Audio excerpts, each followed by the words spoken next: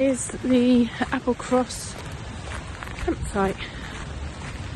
It's just not far from the end of the Baleach Na Ba. It's just like Applecross is the village right at one end. So that's it, that's me, and I'm gonna go. I'm hoping Mr. Caples bought me a drink.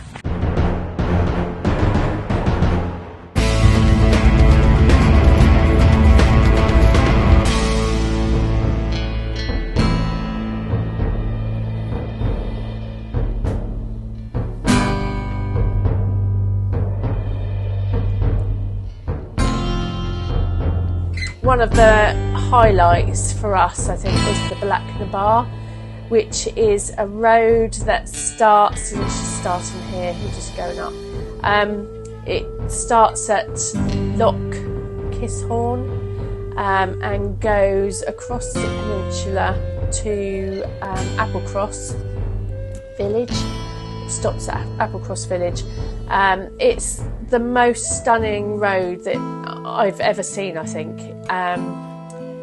It's not without its challenges, and you'll hear a lot about the Baleach Na Ba, and we were thinking that maybe it was going to be a bit tricky in December and January, and you really do need to check the weather and talk to people, if possible, that have been up there, just to check out whether it's safe for you. But when we were there, I mean, there was snow on the peaks, but down on the roads they were perfectly clear, most of them, until we got up high, but still completely passable. There are passing spots, lots of them, luckily. As I say, when we did the trip in January, we didn't see another vehicle on the road the whole of the pass. Literally every corner you go round is absolutely stunning. And the good news is, because we're doing it in the winter, I can't see any other cars on the road. I dread to think what it's like doing this in the summer. But look at this, oh my god, it's just fabulous. I'm running out of words, expressive words, to describe what I'm seeing on this route. Terrifying. Said the driver. No, he's doing very well. There's some sheer drops to the east, well, to one side anyway. But there he is. Don't look at me, Steve. Look at the road. I'm not looking at you. Look at the road. Wow. So I know Steve has got some interesting facts for you. Yes, so some interesting facts as we go through here. It was built in 1822, originally as a pass. The Baleach Na Ba means pass of the cattle, so it was a drover's cattle drive across the top of the Applecross Peninsula. And then it was paved as tarmac started or was finished in 1950. So that's when it was a road, and according to Dangerous Roads UK, which we're just going up to the piece now,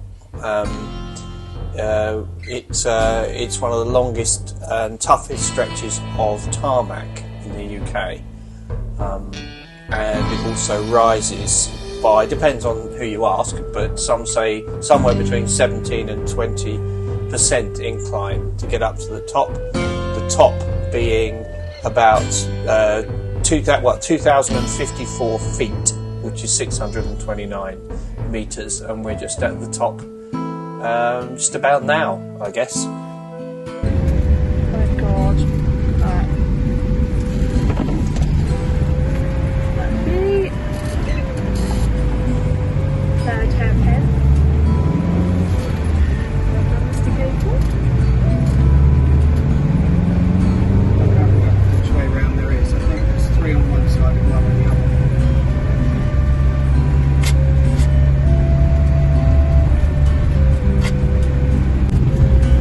So there's a couple of places that you can stop. There's towards the start there's a car park. You can park up and take some pictures, and then on the summit there is another car park, which is, I think it's slightly bigger. and you can pull over there, take some pictures, or if it's not too busy, I suppose have a little picnic. Maybe not in the snow unless you're like picnicking in the snow.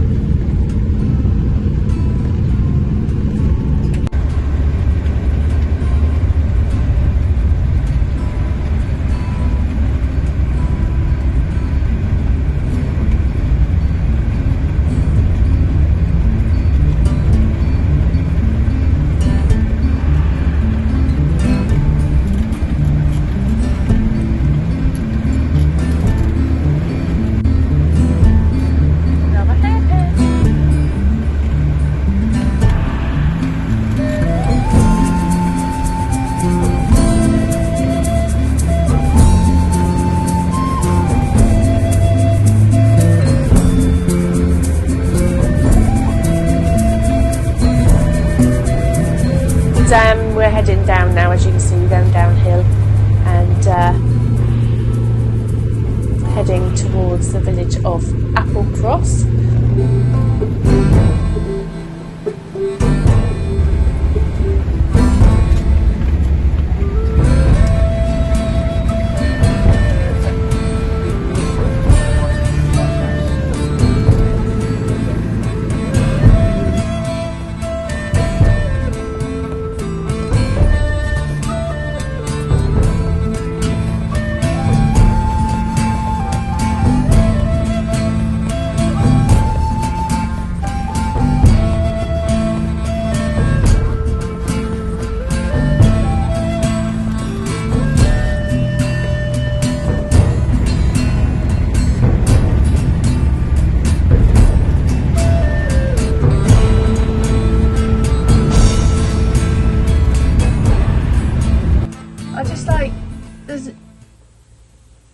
My head has not seen ever what we saw today. It was just stunning, wasn't it? I don't know. I'll watch the videos back because I was like, try not to fall, because it's the edges of the tarmac, because it's a single track road, and you're just trying to make sure your wheels are not slipping.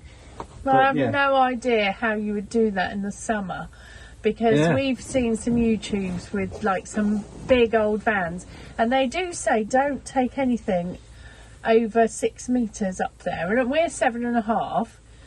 We left it till quite late in the day to do it, and literally we met some people that we met at the pub last night that were just coming the out other way. So we stopped either side and just had a little chat, and we were just doing the whole thumbs up, and we just checked out. We said, is it safe up there? They went, yeah, there's snow up there, but it's not snow on the road. And yeah, they were buzzing from just coming down from it, and we were just going up it, and we didn't see another vehicle on the whole Baleach Na Ba. We had the road to ourselves, didn't we? So it was amazing. So we could stop, take pictures. Took a lovely picture of the van on a panoramic picture that I took. I can't sum it up. It was there's no words. It's amazing. If you ever get the chance to do this trip, the NC500 and especially the Baleach Na Ba, do it, because yeah, if we can do it, then we've managed to find ourselves a campsite at Applecross. It's actually shut, but it's always worth, and it's Steve's idea again, giving them a call, because I rang the warden. He said that's fine, you can, as long as you've got your own facilities on board, toilet and all shower, then you can use this. There's Intrude 3, and she's all on her own. Lisa Bear's sulking outside because she's been locked up in the camper van doing the Baleach Na Ba all day. Well, not all day, but she's been in the van all day. Yeah, there you go, we've got the whole campsite to ourselves. Just do a quick, a little bit quick then. Right, and it's £20 for the night with electric. But yeah, you do, out of season, you do need your facilities on board, and I suppose you can't really guarantee that they'll let you stay, but we were lucky. So I'm just walking down towards the bottom end. Looks like there's a lock here as well. Let's see this. And up here looks like the reception.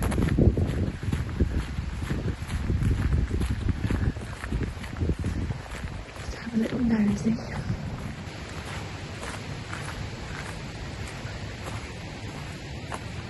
Here's all about the campsite.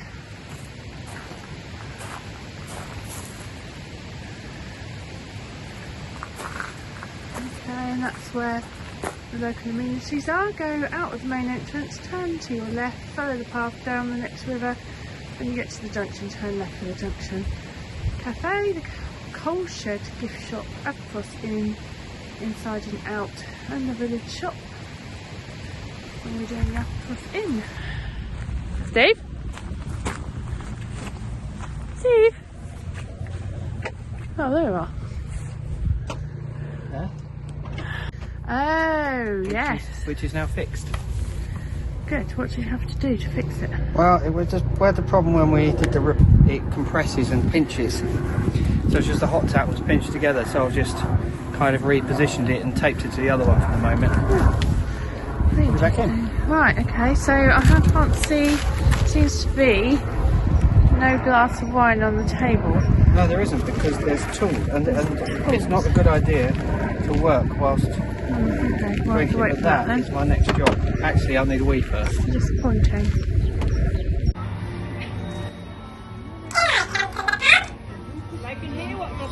This is a path down to the pub. It's very dark and a bit cleaned up, but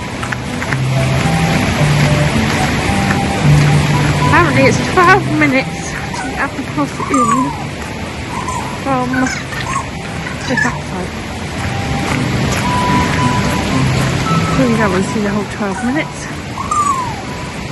If there's any highlights, I'll check back in. So that is, that's where our campsite is.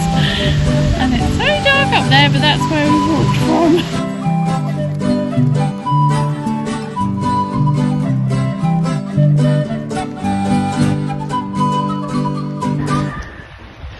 This one. Oh, barrels. We get a bit closer if we can see the barrels.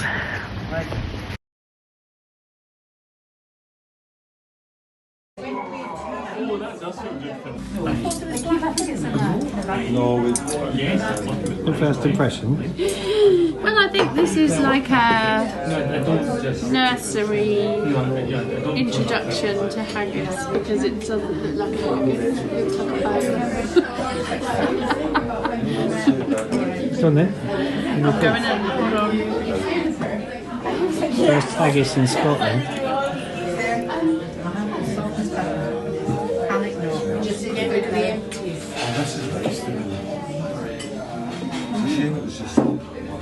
Oh yeah. Lovely. Go on.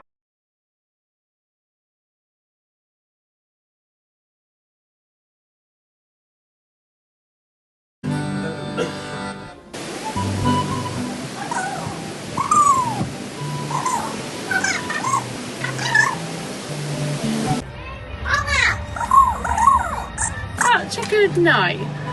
So we met a local character, Barry, Finbar, brackets Finbar. He was christened as, and he grew up, I would guess. He was a Titchfield bonfire boy. He worked, or his family worked for Burstener Brickyard. Like, oh my god. And then the biggest thing was that Chris decided that she liked single malt whiskey. Yeah. But unfortunately, there was a 12-year-old Tobermory, which I'm assuming is not the cheapest whiskey in the world. But Well, I would say so sorry, to that, I'm slurring, but I was also on the Tobermory. I would say to that, don't introduce me to a very expensive drink, because you know, if I like it, then that's it. That's what I'm going to be on. So £150 later, but that included dinner. Included haggises. Haggises flambéed. That bottle of wine. Bottle of wine. That was good. It's fantastic. And the patron, as we said before, is Judith Fish. I don't know if she's still Fish, MBE. MBE, yes. Who has a collection of over 80 brooches. And she was wearing a brooch this evening. She was. And then tomorrow, the forecast is pants. Literally pants.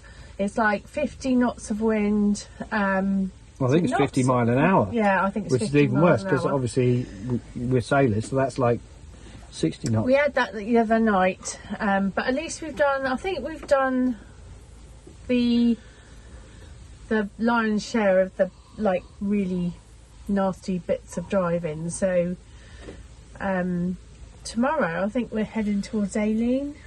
Yeah, so we've got to get out on the coast road. So I'm not sure how that works in the wind, but because that's a coast road.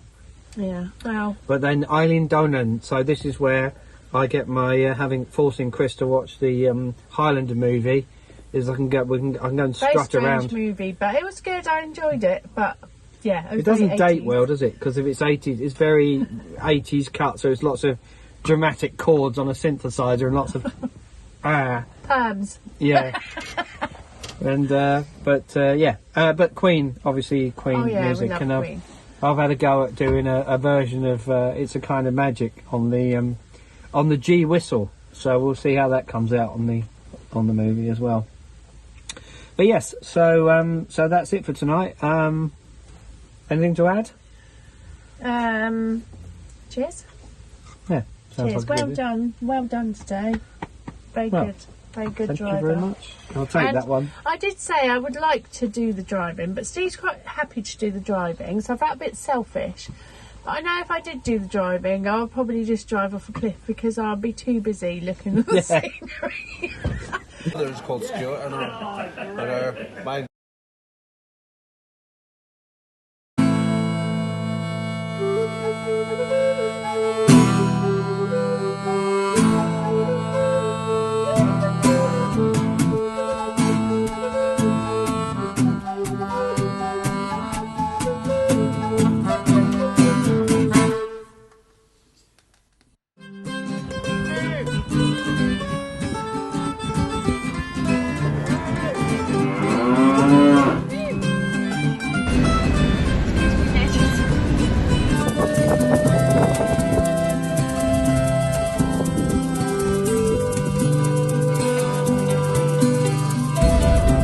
That road in Skyfall where Bond is driving down here in the Aston Martin DB5.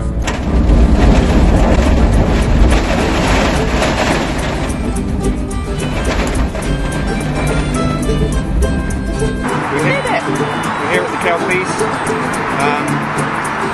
What a fitting way to finish a fantastic trip around.